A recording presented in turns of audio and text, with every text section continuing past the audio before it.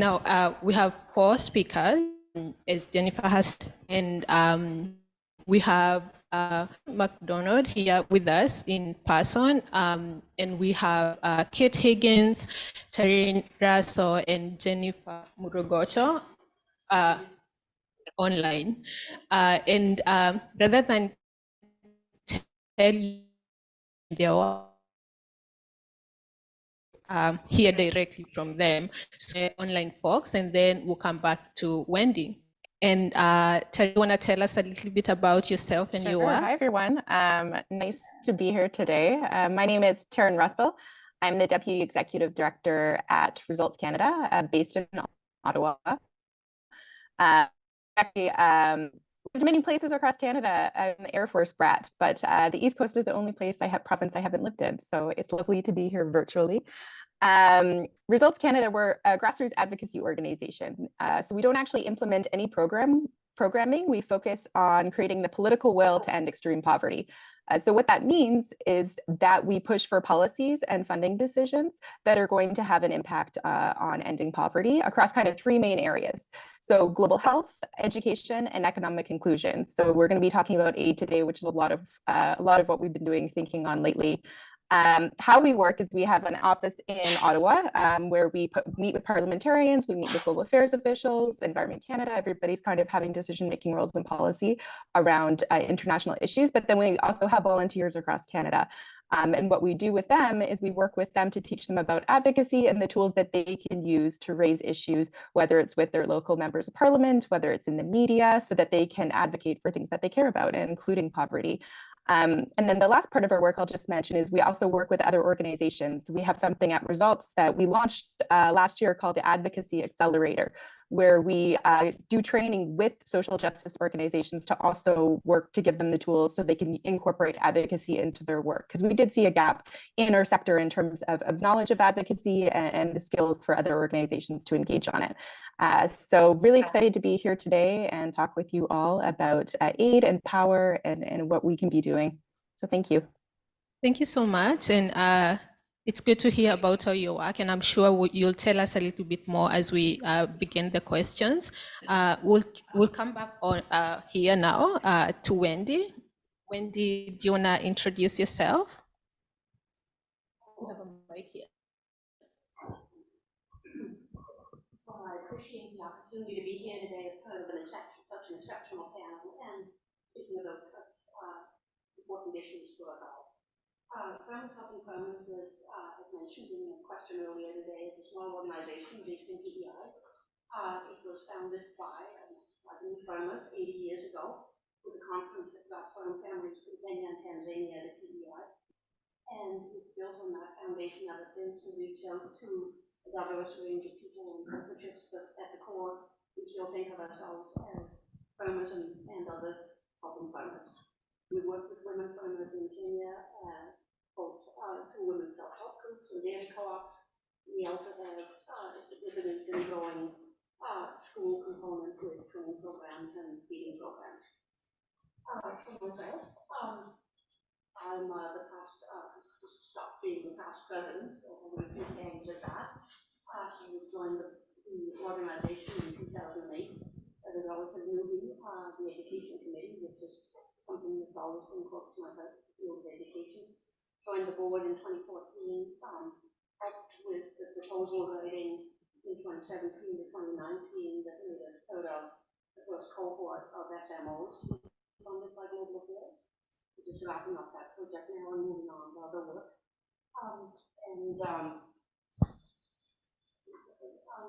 My personal background is in public policy. I have an educational background in political studies and public admin some years ago.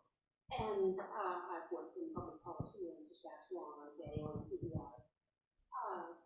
10-year career as clerk assistant, most recently retired in 2019, and then went into pretty much full-time sometimes volunteer involvement with farmers helping farmers. So thinking about the beautiful prayer that began our morning, I'm reminded of something that I experienced the first time that I visited Kenya in 2017, and I'm not myself involved in organized religion, and it struck me that almost all of our interactions began with a prayer. a very eloquent prayer from almost anyone in the group. And I began to realize that those prayers followed a pattern. First, the speaker expressed gratitude for the good things in their lives, and then they expressed empathy for the people in their communities and the things that needed to be changed. And finally, they expressed hope for the process that we were engaged in, that it would lead to a better outcome and help us move forward. And that's always stayed with me, gratitude, empathy, hope. And I think it's something that guides us here today. Thank you so much, Wendy. We'll go back to our online speakers. Jennifer, do you want to introduce yourself? Thank you. My name is Jennifer Murogocho from Kenya in Africa. I'm a member of the Meru County Assembly. Meru County Assembly is whereby a county has got 45 wards, and I represent one of the wards. Amazingly, I'm the only woman representative in our assembly, and this one makes me feel very happy because I am a person who likes empowering the women, and now by virtue of being the only elected woman, this one makes even me have more power to talk to the women to empower them. Before I joined the assembly, I was the coordinator of the elections. This is the body which does elections in Kenya, and I was doing coordination in the Meru County, and this is the work which I've done for the last 11 years. I'm also a volunteer worker with the farmers, helping farmers, and also a vice chair with the organization which the farmers helping farmers are formed in Kenya called Wakulima Usaidia Wakulima. That is how the interpretation of farmers helping farmers in Kiswahili, which is our national language. I'm also happy to report that I'm a passionate farmer but a small scale farming. So that is Jennifer, and I've collaborated for a period of more than 20 years with the farmers, helping farmers since they started coming to Kenya. So it's an organization which I know how it works because I'm been a volunteer work with them. Thank you. Thank you so much, Jennifer. And finally, and certainly not the least, we have Kate Higgins. Hi, everyone. My name's Kate Higgins, and I am the CEO of Cooperation Canada. I am joining you here from the incredible land of the Algonquin and Anishinaabe people, which is colonially known as Ottawa. So thank you for the invitation. Cooperation Canada is a national independent coalition and organization of 100 Canadian international development and humanitarian organizations. So a coalition of members that work together for a safer, fairer, and more sustainable world. And ACIC is a member of Cooperation Canada. Results is a member. I think there are others in the room who may be members of Cooperation Canada. And so our members are really at the heart of everything that we do. In terms of the sorts of work that we do have a strong focus on policy and advocacy work. So as Taryn mentioned, we advocate for bold Canadian leadership on international assistance and humanitarian action in partnership with many of our members. We also really focus on connecting and convening and creating spaces for learning and exchange amongst Cooperation Canada members, but also with other partners, whether that be the Canadian government, whether it be members of parliament, whether it be global civil society actors, whether it be Canadian social impact organizations and entrepreneurs. So the connecting and convening function of Cooperation Canada is really, really essential. And then the third area of our work is really around building the capacity and resilience of our organizations to innovate and really enhance our impact.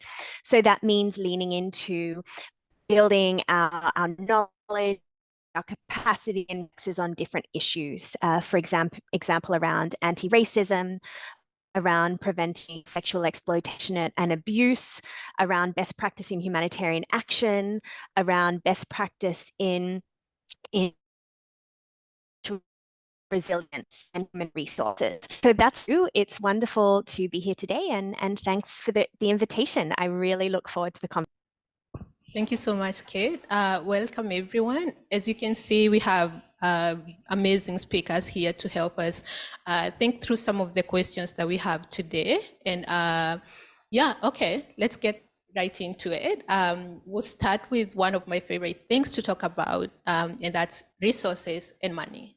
And so my first question that I have for everyone here, and I'll post these questions to the speakers, but also to the audience as well. And we'll get to hear from the audience as well. So yeah, keep it a bit engaging for everyone. But talking about resources, you know, we've seen a decrease in overseas development assistance spending in the last couple of years. In fact, one of the recent report released by Cooperation Canada, Hard Tip to Kate, shows that in the financial year 2023-2024, there's been a decrease of 15% compared to last year. That's a huge amount of money, and I am sure that will affect, and it's continuing to impact how we work. But I want to hear from the speakers how decreasing resources impact their work, and but also the work of their partners and other organizations that they work with. And for this question, I want to start with Jennifer. How have decreasing resources impacted your work? Okay, thank you. You know, when we talk about the decreasing resources, when the resources decrease, everything goes down. I can confidently say that, like here in Kenya, we found that actually we're ending to rely on inflation. The fuel prices are really going up, and it so happens that whenever fuel prices go up, everything goes up. So now when you look the cost of the prices of things going up, and then the funding and resources are going down, it is the opposite. At the end of it, to have a lot of negative impact.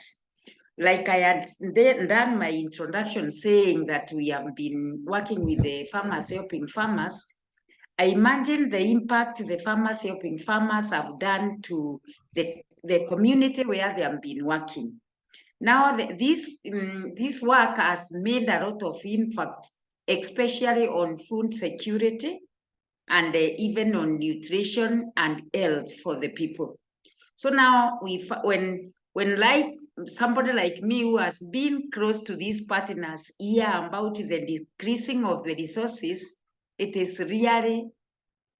puts our hopes down, because we know the much expectation the community down there has. When I see this, it's because like when the farmers helping farmers came in the community, that community, I can clearly tell you, they didn't have any water at all. Fetching water, women could carry jerrycans, 20 liters jerrycan, and walk a distance of even up to 10 kilometers to go and look for water. But through these organizations, they have been able to help them with the pipes so that they can be able to bring water near the community. They have bought tanks so they can do the harvesting of the water during the rainy season. And especially when a family is given a tank. When a family is given a tank, it is really a big deal to that family. And this one I'm talking of, like, because they usually give, the area they used to give 5,000 liters tank, but now they are upgraded to 10,000. This 10,000 or 5,000 liter tank, it will be able to do the domestic work, and it's the same one which will be able to give water to the livestock. And so now when this funding was there and this community get these assets like the tank, it's quite a big deal. Because now, if I look at the statistically, the number of community members who have received these tanks are close to around between 800 and 1,000 people. And that one now I'm talking a member, not the members of the family. So when we talk of that member, it will be, you can multiply it by 5 or 6, the number of family members who are getting assisted by these tanks. Not only that, these the resources which have been coming, they also have been assisting the school children. You won't believe that because of lack of water, some of the children could not attend school because they have not eaten. But now with the help of the farmers helping farmers who have put up cookhouses in schools, they have put up the greenhouses in schools and employed a gardener to do the gardening. These children can eat in school. So now the parents are left to bring the maize and beans so that it can be cooked in school. They have also assisted the family with the solar lights because this is a family which doesn't have electricity.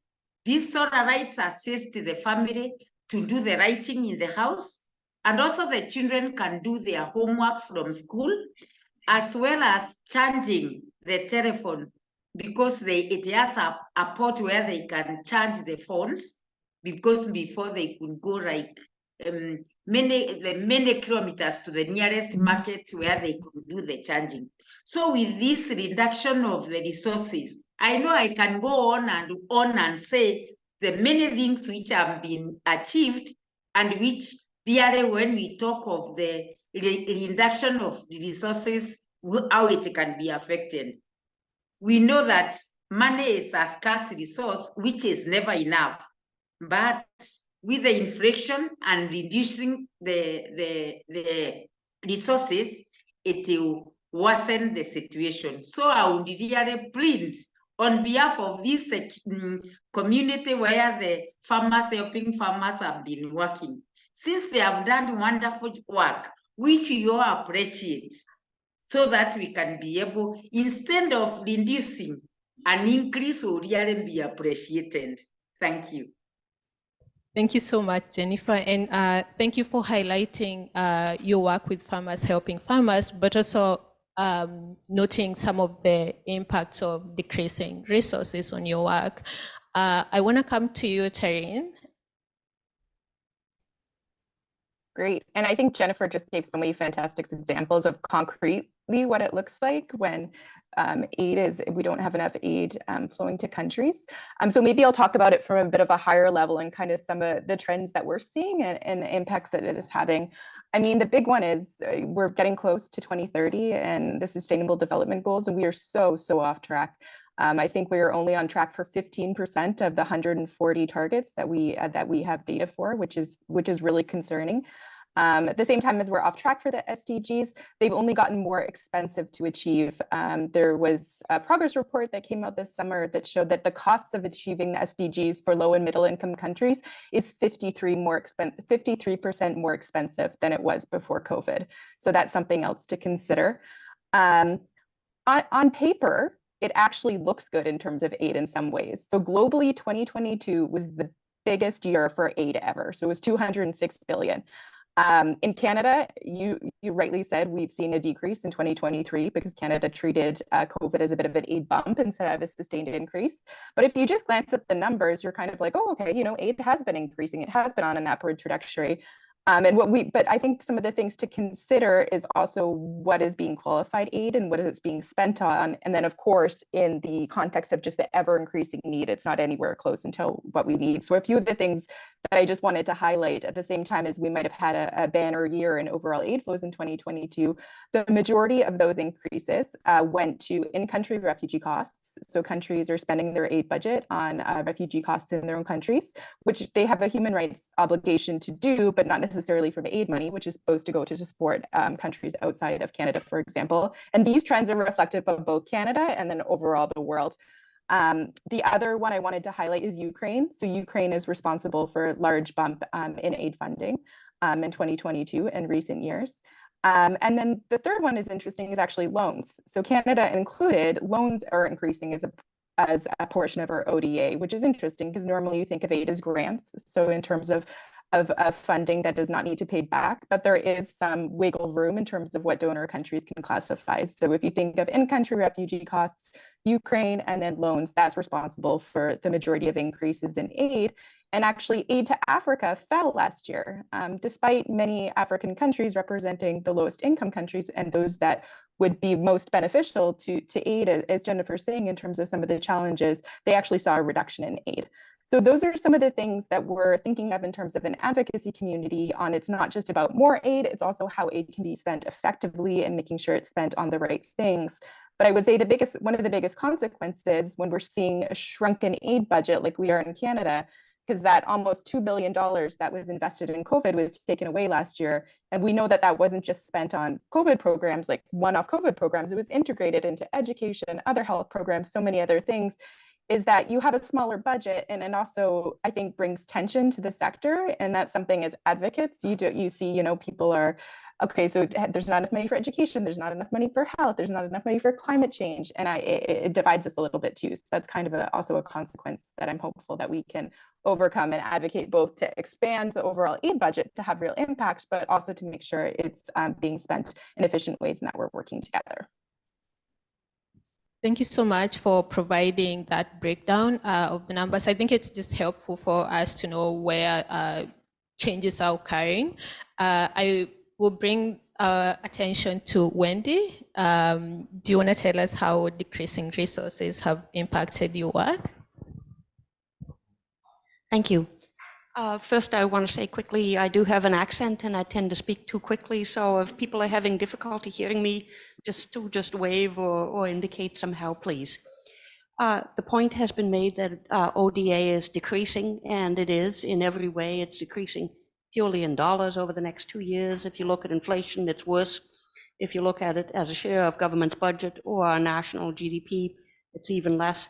So there's no question that it is decreasing, but that is one challenge, and I think it needs to increase and increase a lot. But within that, a question of particular interest to me is how that money is deployed. And we've talked about multilateral organizations. Thank you, sorry. Sorry,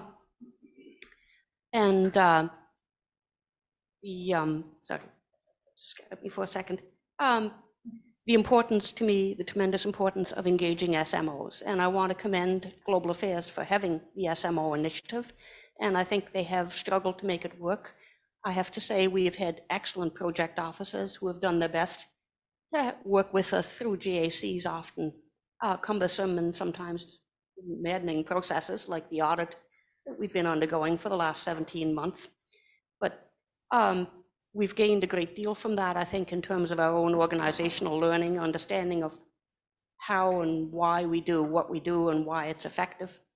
The question is, will GAC continue to direct money to SMOs? I think they bring enormous value, but for GAC, they bring work, complexity. I think they are working to streamline their grants and contributions program. I have hopes of that. And I urge them in the long haul to make sure that they keep a place for the SMO sector in their funding and to significantly increase their funding. The point that Jennifer has made about the work we do, it's very tangible, and that helps us keep the support of our donor community. It was asked earlier today how we can engage people in the midst of all the troubles and challenges that we face here in Canada as households and families. Why should we also give money abroad? I think doing that brings huge intangible benefits, brings meaning and joy and learning and a sense of human connection. And I think when our donors sort of reflect on what we do, they absolutely know that something is sort of pragmatic as a water tank or a cook stove, you've, without a doubt, changed a family's life permanently for the better. So that is, that's very powerful for people. And so that helps us do what we do. Going forward, our project's ending. We're lucky to be starting a new project, but it will only support one part of our work. And we're looking to diversify our donor base, look more to foundation money in part, continue to work with our local community and also explore collaboration and partnerships. I think small organizations are resilient by nature. We've had dry spells before. We're probably heading into a prolonged dry spell. We need to look to different means of doing what we do. Thank you so much, Wendy. And finally, Kate, do you have some thoughts that you can share with us? Thanks. Well, I think the panel has done a really good job of responding to this question. So maybe I can just build on some of it. We actually just published this report. I don't know if you can see it, but it's called the 2023 Canadian Aid Trends Report. And really what we're trying to do in that report is unpack the trends over time of what is happening in Canadian aid. So how much Canadian aid, where is the Canadian aid going, what sort of sectors are being prioritized, what sort of channels of delivery are being used. Is aid going to multilaterals? Is it going through bilateral programs? Is it being delivered through civil society organizations, Canadian organizations, or local organizations? So I encourage you to take a look. It is a very long report, but there is a very short highlights report that I think you'll find useful. And as Taryn said, I think what we've seen in the Canadian context is an increase over the last few years of the aid envelope, but this year a reduction of 15% in the ODA budget. And as Taryn also mentioned, the increases were driven by a few things: Ukraine, COVID, loans, and in-country refugee costs. So I think when we take a step back, as people that care about Canadian global leadership and as people that care and know the impact that Canadian international assistance is having around the world, when we take a step back and look at the compounding global crises that we see, whether that is around conflict, whether it's around food insecurity, whether it's around climate injustice, whether it's around the very real pushback on human rights and democracy around the world, from our perspective and from my perspective, there is a bit of a disconnect around some of the rhetoric that we hear from the Canadian government and the actual trends in their commitments to international assistance. A second point I wanted to make that I hope you find useful is some of the ways that this money is being committed and what the implications of that are. And so what we tend to like to do is to have these really big announcements around specific issue areas that I really, really believe in. So for example, that might be around global health and sexual and reproductive health and rights. That might be around climate finance, where Canada did step up, but is still not giving its global fair share. It might be around responding to humanitarian crises. These are all really, really important issues that we need to lean into. But what happens in the context of a diminishing aid envelope is that it means other issue sets, other things that are in the feminist international assistance policy have really no resources because the commitments that have been made in these other issue areas are so significant. So that is why we have been continuing to push for year-on-year increases in international assistance to ensure that Canada is really leaning into its global fair share and to ensure that we're able to really deliver across the feminist international assistance policy. And so maybe the third point I'll make is just what some of the impacts are. And I think Jennifer has given some very real illustration of what the impact can be with our partners within a context of diminishing resources. But maybe I'll add a few other points. I think in the context of diminishing international assistance from governments, there's a real tendency to look for where else can we find sources of finance. And I think this can be a very productive conversation, but I think we need to ensure that it's an and, not an or conversation. So this might be around the power of the private sector, the power of innovative finance, the power of philanthropy. And I do believe that we should be leaning into these spaces, but not at the expense of continued international assistance commitment from the Canadian government. One of the other things that happens is in this context is everyone starts talking about efficiency. how can you get as much as possible for kind of the investment? And I think we all believe in efficiency, but I think we have to be careful around who bears the brunt of that argument around efficiency. And from my perspective, it's really important that we're not pushing the burden of increased efficiency to our partners. We need to take some responsibility as civil society actors for increasing efficiency, and we need to push the Canadian government to be less bureaucratic and more efficient in the way that they are managing their operations. And then a final point that I think is really important for us to continue to lean into is issues of transparency. It's actually very difficult for us as advocates to be really effective if we don't have good sight lines on what is actually happening with the international assistance budget. Are things going up? Are they going down? What are the year-on-year commitments between now and 2030 on Canadian aid? And so that's something that we're definitely pushing for, because without that, it's actually very difficult for us to be as effective as we can be as advocates. So I'll leave it there and hand it back to you. Thank you so much. All good? Okay. Thank you so much to every one of you for your remarks. You've mentioned so many things that we'll talk about in my second question, which is also so important when we are talking about how resources are distributed, as you mentioned, but also the amount of, or the value and the amount of resources. I am talking, of course, about power. So in the last few years, we've seen some action and efforts towards decolonizing and adopting more anti-racist practices within the sector. But as we know, because you're probably involved in this work as well, change is very, very slow.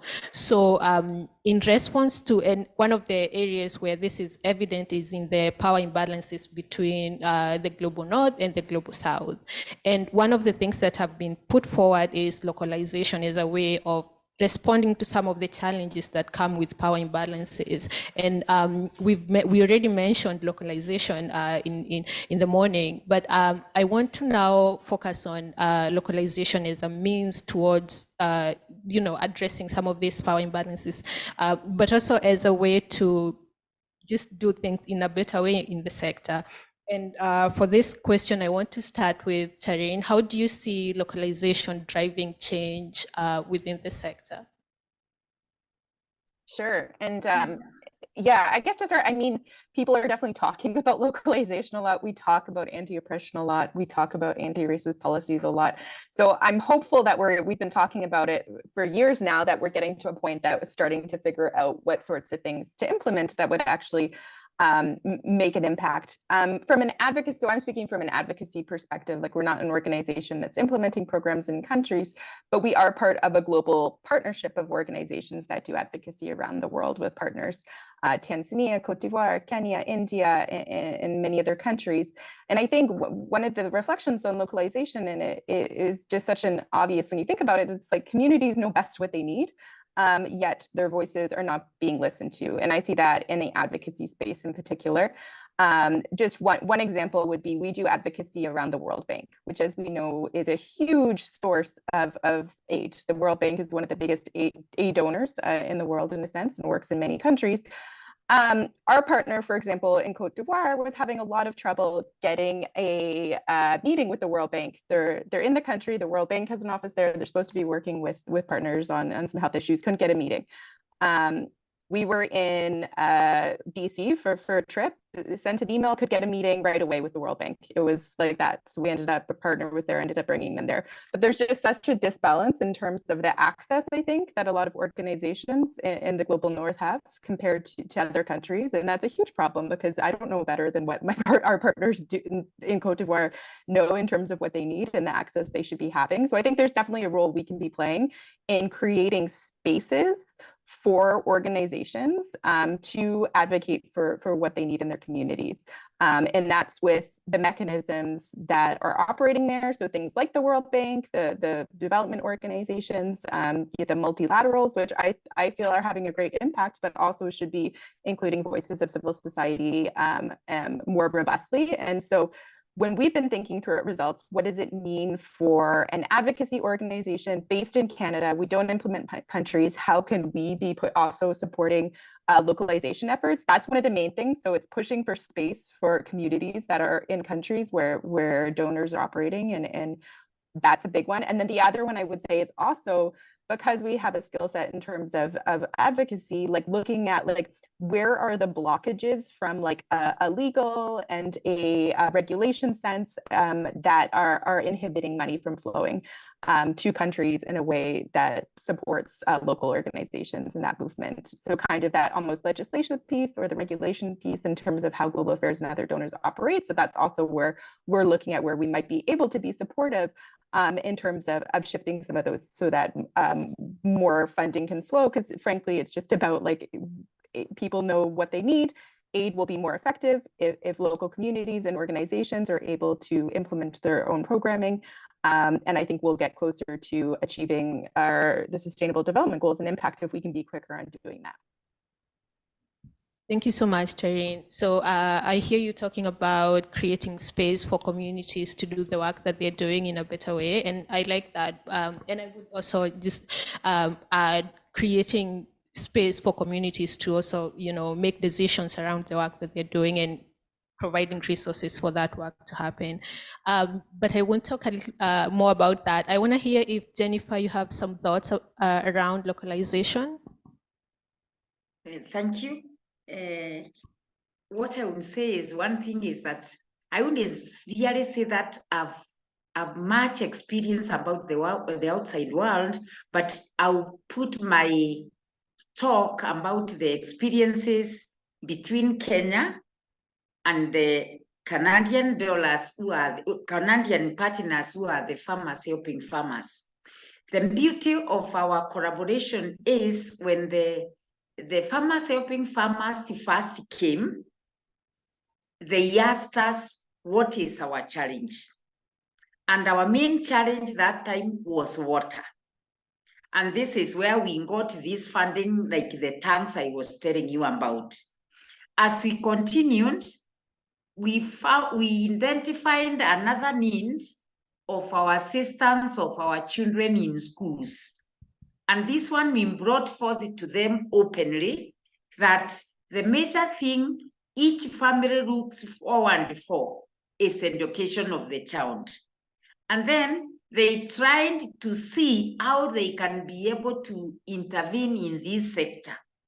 In education, they are able to put up the cookhouses where these children eat in school. So because sometimes there was a lot of absenteeism in schools because of the lack of food. Also, there was absenteeism because of diseases of malaria.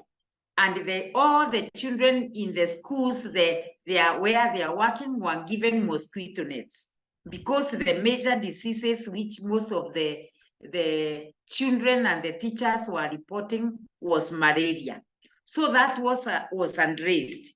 So in my point of view, just like my former panelists are saying, is that when you get the demand from the person you want to assist, it's more effective, other than doing something maybe which they really don't need. And now that's why we are usually very happy, because we usually have direct contact with the farmers helping farmers, to the extent of even visiting the families and seeing by their own how the families are.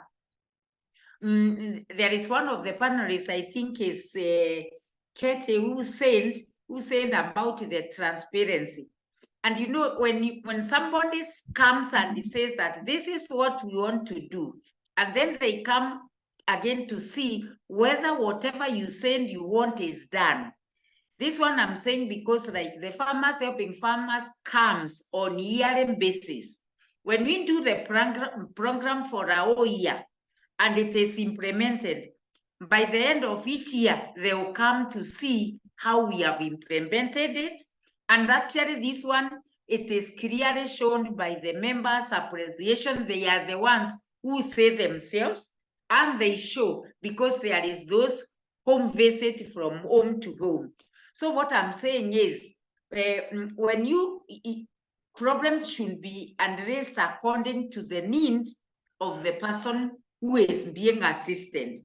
Just like when I tell you that I'm a member of the Meru County Assembly, when we go out, the funding the government gives in the county, you have to go and have a public participation with the community, and they'll list what they want. Not you as their representative to do what you want, but it's them to say that this is what we want. There are some areas they will tell you that we want roads, so that is what will be done. Other places they will say that as we don't have a dispensary, we want a dispensary built. Then you do the dispensary. Others will say that we want pipes so that we can put be able to bring water nearer to our homes. So what am I saying in all this? I'm saying that actually whatever is done should be demand driven. It should be demand driven by the consumer. And if we go this way without, you can come and say this is what you wanted to do. But if it was not what the community wanted, you will find sometimes it can be left and it becomes what we call a white elephant, because there is no one who is concerned. But when you address the needs of the people, things will really move very well. And this is how we have been moving for those many years with the farmers, helping farmers, coming and asking the people what they would want, and then they address it. Thank you. Thank you so much, Jennifer, for putting that so well. I wonder, Wendy, do you have anything to add to that before just a few more minutes? I'll try and be quick. I can't really add anything to that. Thank you, Jennifer, for describing how we try to do our work. What I'd like to do briefly is to bring a perspective of 40 years in government, in public policy and decision-making processes, and look at how the localization goal conflicts with how global affairs is structured and how it does things. I think there's just a built-in tension there between the top-down and the bottom-up, which is difficult to completely overcome in any system where departments have to answer to Parliament, they have to account for everything, they have to pin down dollars. But in particular, like, what does that lead to? Canadian priorities, these successive priorities may not be the priorities of the people that Jennifer is speaking about. And as well, the competitive processes in which only a few organizations succeed, basically that makes it hard for many organizations to take a demand-driven approach, because they raise the expectations and hopes so much of people who may be in very difficult situations. And then the majority of the time, those hopes are dashed. And finally, there's a high level of detail required early in the process of proposal development around targets, indicators, and so on, which again are often put to paper without having the input that we would like from our partners. We're fortunate to have worked in the same area for over 2 decades and have ongoing relationships, so we feel we can articulate those needs, but I think it's often a challenge. So I don't know really how far the system can go to resolve those tensions, but 2 suggestions that I would make is that the SMO initiative had a strength, I think, of being quite open-ended. There's a huge diversity of organizations that responded to that, and I think they brought the needs of their communities that they work with as they understood them. And I think that openness isn't there to the same degree in, say, the climate change initiative that we put a concept note into.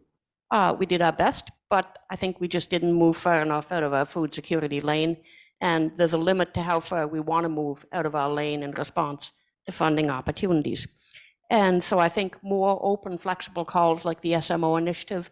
And then the second piece would be to have more flexible processes so that you don't have to spell out indicators, targets, and approaches to the nth degree in your proposal and your PIP, or rather your performance measurement framework. There should be flexibility to modify it when you can do the on-the-ground engagement with the people that you're hoping to work with. Thank you so much for highlighting the need for having structures in place for localization to take place, because it's challenging without that. And Kate? Thank you. So one of the key priorities for us at Cooperation Canada in this power shift, localization, decolonization agenda is really how do we move from a commitment to an operationalization. And I think that's absolutely where my interest lies and where Cooperation Canada is leading in. So I think for us at Cooperation Canada, there's a few things we're focusing on. One is there are several really impressive global initiatives happening, many driven by the Global South, by a number of global civil society actors that connect. And when I say global, I don't mean high level, I mean lots of different partners from around the world working together. And so we're very interested at Cooperation Canada around how we can synthesize the best practice from a number of those different initiatives and really concretely bring that to Canadian organizations so that we're able to really benefit from all of that best practice. I think just the other brief point I'll make is what we're really focusing on when we're talking about operationalization.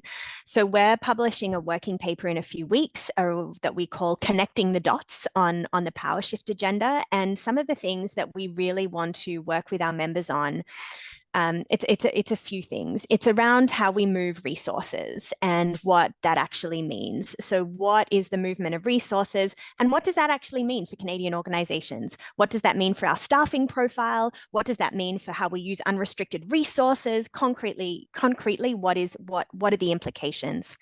I think there's another really important area for us to focus on, which is what does that mean for our mandate and role as Canadian-based international development and humanitarian organizations? And I believe deeply that we have a very important role to make in the ecosystem, but I think we need to think about what that really needs to be if we really are committed to a localization agenda. I think we need to think about what does it mean for our governance? How should we be governed? Who should be governing us? What does that mean for the governance structures of Canadian international development and humanitarian organizations? And then finally, just to build a little bit on what Wendy referred to, I think it's fine for us to have commitments and to be leaning into operationalizing all of this work. But we also have some very important work to do with Global Affairs Canada. And so we are really leaning into that. We are really seeking to do whatever we can to ensure that the Canadian government goes beyond a commitment, but to kind of real action on localization and to really be getting quite concrete on what that looks like and what that means. Thank you so much, Kate. I think this brings us nicely to my next question, which is on advocacy. Let's shift gears a bit and talk about advocacy. This is a two-part question, and I will ask you to give just brief remarks because I want to hear from the audience. So my question is, how do we advocate for better funding mechanisms? Let's begin there. Like we know we want to move money differently. How do we do that? And how do we advocate for policymakers and people that make decisions around like how money is distributed? And I want to begin with you, Taryn, because you talked about your advocacy work, and do you want to start us off? Sure. I love advocacy, but I will be brief because I know we're excited about audience questions. Yeah. I mean, the few things I would say in terms of how we can do strong advocacy is one, to be coordinated. I feel like we need to be working together on a bit of a strategy for this and make sure that we're not dividing based on INGOs or SMOs or the other organizations, but that we have a coordinated strategy. I think we need to be communicating effectively, and that means not just communicating with ourselves in our echo chambers, but figuring out a way that we can share the stories of all the amazing successes that we're having as a development community with stakeholders outside of just global affairs, but also the political level. Because I don't think we're going to see the speed of the change that we want unless we get the political level on board. We might get the bureaucrats on board, but they can be slow moving. I was a former GAC employee as well, so I feel like I can say that, but we need to make sure that the political level is on board. And to do that, we need success stories, which I know we have, but we also need to be communicating them in a way that isn't jargon filled and that isn't hard to understand.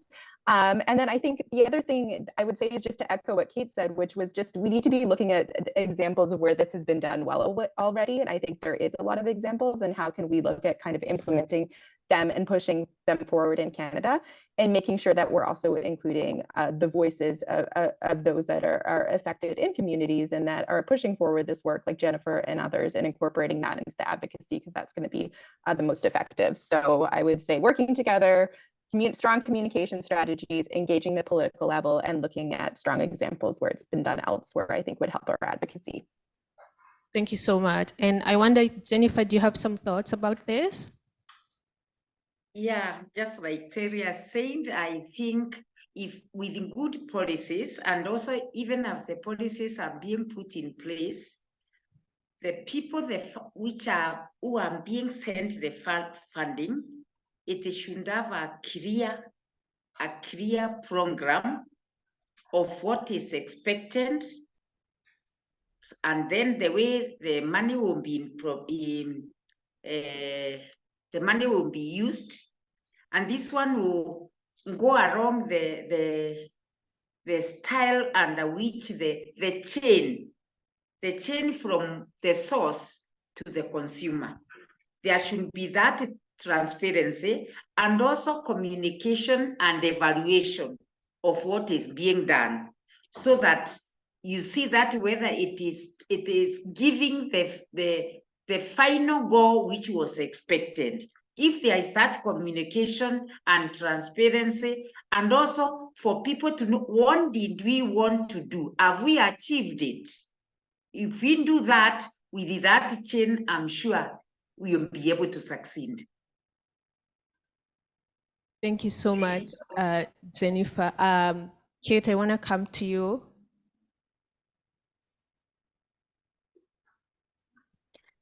I'll be super brief. And I agree with both Jennifer and Taryn, including on ensuring that we are not just doing bureaucratic advocacy, but we're also targeting the political level. But I do think we need to demonstrate really clearly successful examples of localization in practice. Often the pushback that we get is this isn't possible, we're not able to do this, it's too high risk.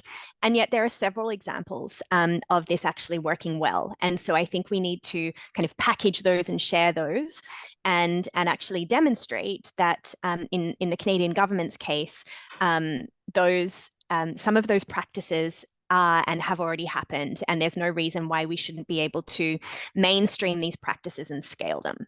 And so I think that is a really important way to, I hope, push the government along. Thank you so much. And Wendy, just a few more words. I agree with the points that have been made. I think that, you know, showing what we're doing and what we're accomplishing and that it does work and has an impact is of enormous importance in practical terms. I think the other dimension that I mentioned of our community at home is also important. Working to build global awareness and support for international development in our communities and in our population is critical. And to make the children in our twin schools and the people who work with us, the volunteers and students that go to Kenya on our behalf, that all makes a difference. And I think to work with our local elected representatives. So I think that that is something that the SMOs can bring to work at that grassroots level in Canada as well as internationally. And lastly, I think to just join and magnify our voice by working through organizations like ACIC, Cooperation Canada, and other entities and support their work. I think together we're more likely to be heard. Perfect. Thank you so much. So as you can see, very, very insightful thoughts. I want to hear from the audience. I know you have questions, but I just wanted to first post before we do the Q&A, I want to hear your thoughts around localization and some of the ways in which you think this will lead us to the change that we want to see. I have the mic here. I think you have to come over. Oh, okay. I'm just going to stand and see if you have any thoughts. Okay.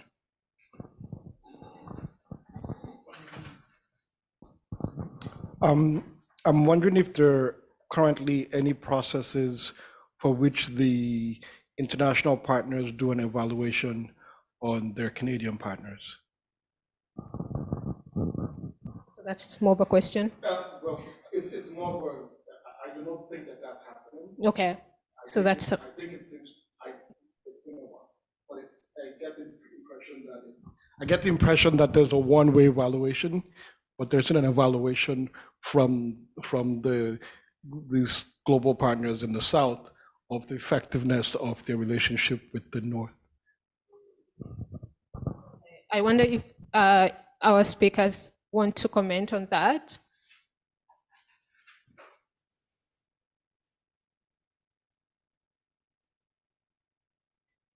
I see you all smiling, but I don't see anyone. I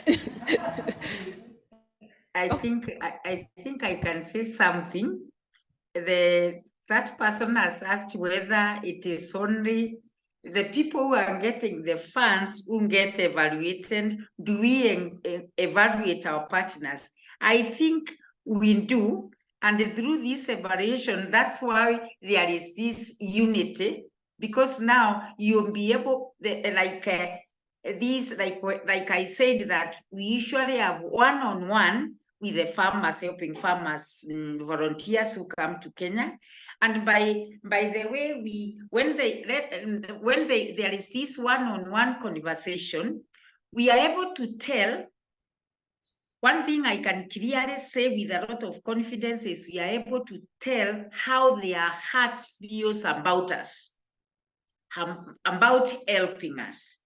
They come to a very humble situation, but they will try to show us that they are comfortable. But people like us who know the style of life they live as opposed to us, it is extreme. You know, like here, when things are quite apart, we say it's like they are like heaven and earth. You know, that extreme. But you find that when they come, they humble themselves to be on our level so that we can be able to communicate effectively and even be able to open to them on the problems and how they can assist us. So this one, we are able to evaluate through their actions, their deeds, that there are people who are having us at heart. We are able to see that by the way they behave, because they come down to us and we are able to communicate. And this way, we are able to open to them all what we go through, and then they are able to understand us. Thank you so much, Jennifer. Okay. All right. Any more questions or thoughts? General questions you have in? Yeah. Okay. I'm wondering if you guys could maybe talk a little bit just about some of us were talking about advocacy, but maybe if we could focus a little bit on debt forgiveness as opposed to international aid, because sometimes, you know, we see aid. We talked a lot about Ukraine, for instance, right? We see a lot of that aid going to military aid, right? Whereas, you know, debt forgiveness kind of gives countries their own ability to kind of, you know, have funds to finance what they want. So just if you guys could maybe talk a little bit about that debt forgiveness versus developmental assistance, that would be great. Perfect. Who wants to take on that one? Yeah. I can speak, but Sure. Kate, I keep going ahead of Kate. Do you want to say anything, Kate, first? I feel like I always go first, which is the easiest to do. I mean, we've been thinking about this a lot at Results in terms of debt, because it's a huge issue right now. In recent years, you know, debt rates have gone up. There are many countries that are spending more money on debt servicing than they are on health and education, which is a huge problem. The issue for advocacy in Canada is Canada doesn't actually hold a lot of bilateral debt, so there is not a good campaign for us to ask Canada to cancel debt, because they don't hold a lot. So we've been trying to think, okay, what power does Canada have, and where could Canada have an impact in terms of helping countries with the debt issue? And that's things where Canada, for example, has a role on the G20, where Canada has a role on the World Bank and pushing for more grants versus loans. It kind of goes back to the point I was making around we're seeing an increase globally in loans, yet that's a huge problem when we're also seeing a large increase in countries holding a lot of debt. I think that's where advocacy around kind of looking at like the structures and the platforms that deal with it. So there's been some, and this gets quite technical, but there has been some, Canada's actually been quite a leader in some areas around this. Like there's something called sovereign debt restructuring. Like there's different pieces that Canada has been leading a lot on, so which is positive. But it's definitely an issue that our sector needs, I think, to educate itself on a little bit more, because I think once you get into deep finances, everybody's kind of like, it gets quite technical, but it is a huge issue. And you're right, we're not going to, if we keep, you know, sending aid at the same time as debt repayments or outpacing the aid that's coming in, that's not going to have a positive impact. So there are things happening on that, and I think we can be doing more globally, but thankfully I think Canada actually is quite apprised of it from at least the people I've been talking to and pushing them on it. Thank you, Taryn. Kate, did you want to make a few? I'd prefer to hear from. Cool. I'd prefer to hear from if there are more questions. I'm happy to Okay. kind of respond and kind of bring a few things together. All right. Any more questions? Yeah. Can you hear me well? So my question will build on that excellent question about evaluation. And my question, I guess, is, you know, perhaps more for Cooperation Canada and Farmers Helping Farmers, because I think both assume the relationship of reciprocity. So I wonder, in your processes, how do you open spaces for knowledge exchange and co-creation, so that it's, you know, it's not only about aid coming from Canada, but it's also about knowledge exchange and Canadian agencies learning from their international partners and incorporating their lessons. And I'm particularly interested in hearing what have you unlearned in the process of your work with international partners. Thank you. Good question. Okay. Do you want to go? Well, for us, this is a work in progress, because historically, I believe there's been a few studies of our work during the time that we had CEDA funding, which ended in 2014. This is a much larger and more formal project, so we're just embarking on evaluation work. And naturally, one would wish to hear the voice of people we're working with as much as possible. We've already done focus groups and surveys and a variety of data gathering things in preparation for that. I think we pin our hopes partly on the fact that we are doing the things that they said they wanted in first place. In terms of knowledge and co-creation, I think that that's happening continuously in, you know, an almost organic process. We seek their ideas, we seek the ideas of our staff, and we learn about their ways of doing things, and we modify our practice accordingly. But as I say, we're just starting into our first formal evaluation process, in my experience with the organization, and we will try and make it as participative as we possibly can. Having said that, we did a midpoint survey, and the responses, the findings were very positive, but the reality is that we recognize that it's difficult for people to sort of perhaps fully speak their mind when you're asking them, for example, whether they're satisfied with the project and so on. There's just a challenge there, I think, of people feeling comfortable enough to express their concerns if they have them. Having said that, Jennifer is in close contact with these women's groups. She's a liaison with schools. I think people trust Jennifer enormously and respect her enormously. And so I think it's through our partner leaders, our co-leaders, if you like, that we learn, I think, what people's hopes and concerns and feelings are. Thank you, Wendy. Any more questions or thoughts? I'll come to you, but I want to see if we have.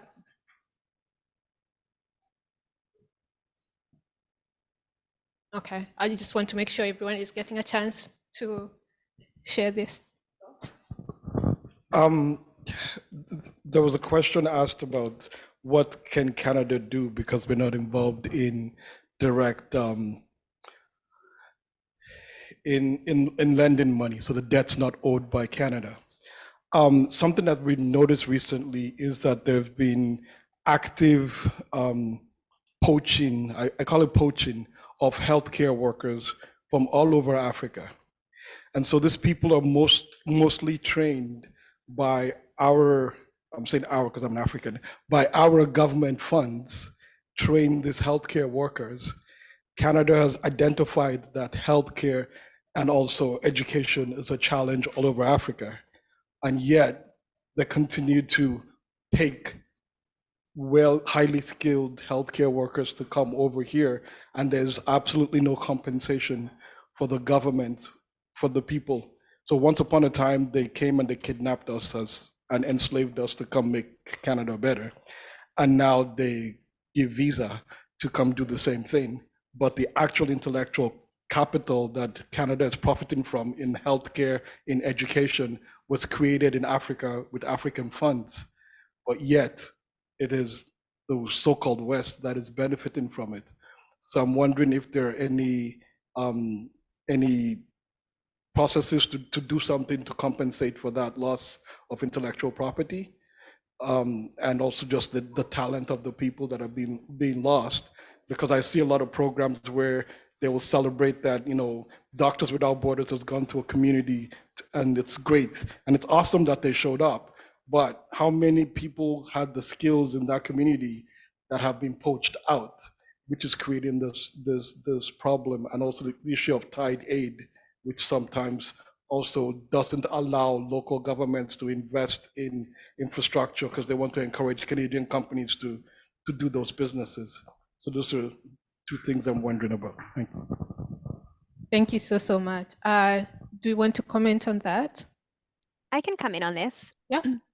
Well, thank you so much for that question. And I think that I can't see the face of the person who asked the question, but thank you. And I think you're much more expert than I am to respond. But maybe I can, if you allow me, take the very, very important question up a bit of a level, which is one of the challenges that I think we do have, is that we are very siloed in the way that we talk about and engage and develop our global policy. And many of us have been advocating for a much more integrated approach to Canada's engagement with the world, and our foreign policy.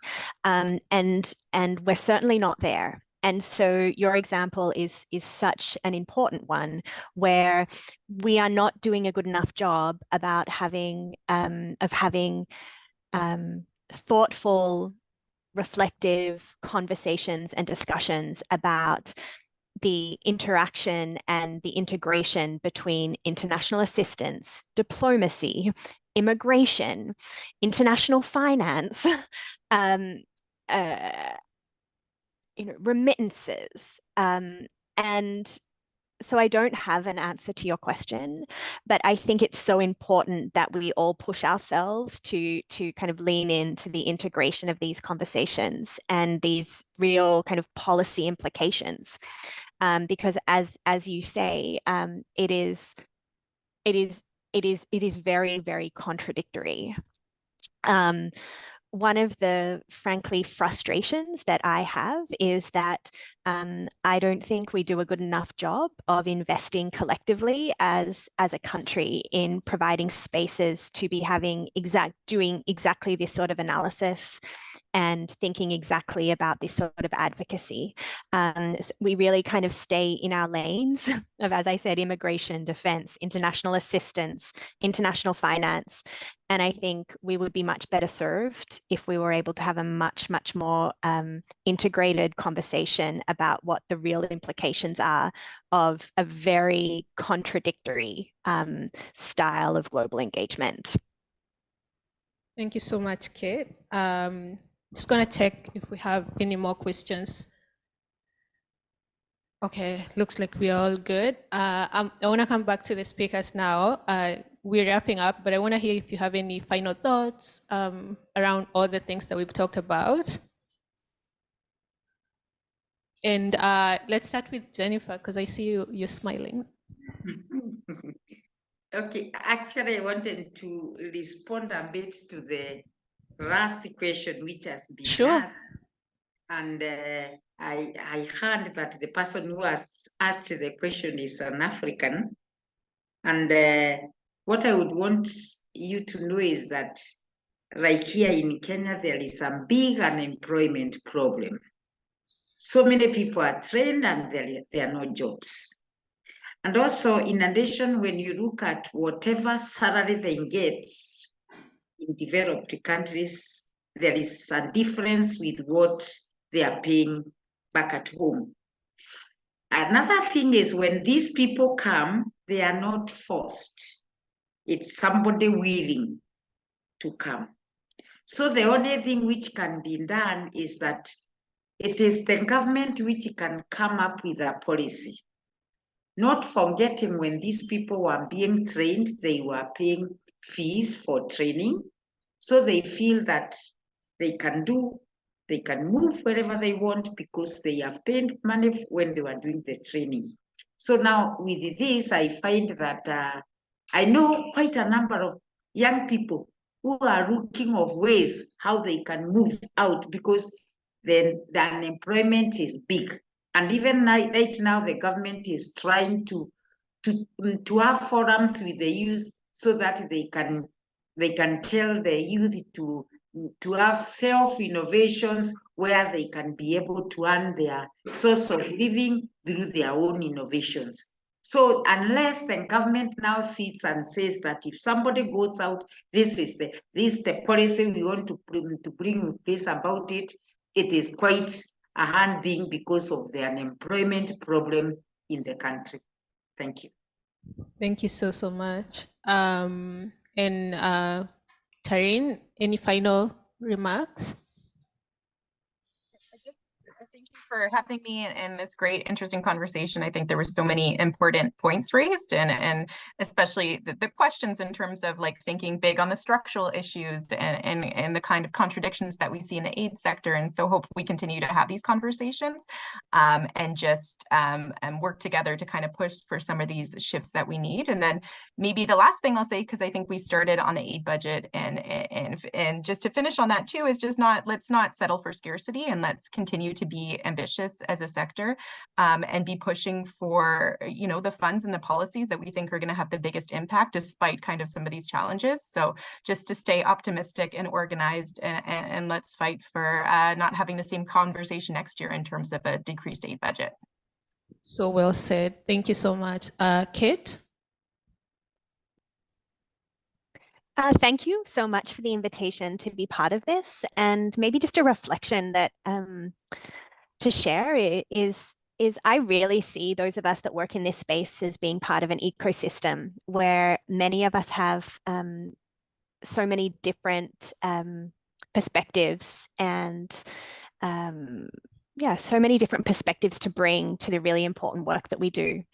And so I really value the invitation to be part of this by ACIC. Thank you very much. I think the work that the provincial councils do and that their members do and that small and medium sized organizations do is really important and is a really important part of this broader international cooperation ecosystem that we're all part of. So thank you all for your commitment and your hard work and your engagement and your time here. I think that we all need to keep fighting for a fairer and a more just and a safer world. When we look at the world out there now, it feels very disrupted. It feels very polarized. It feels very fractured. And we know that many people, many communities around the world are facing really intense hardship. And so I think we do need to continue to push our country to be a really ambitious player on the global scene and to make a really significant contribution to the world that we want to be part of and that we want the next generation to be able to enjoy. So thank you. Thank you so much. So Jennifer, you answered the question, but do you have any final thoughts, final remarks? Yes. Okay, also let me forward my appreciation for the invitation to be in this forum. I'm really humbled for this, and I'm sure whatever we have shared has brought some impact or insights about what is happening here.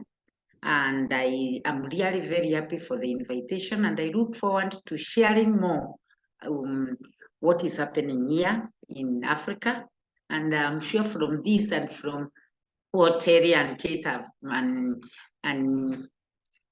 Wendy have talked about, I'm able to see, we are able to interact, and this one is bringing us together so that we can understand each other more.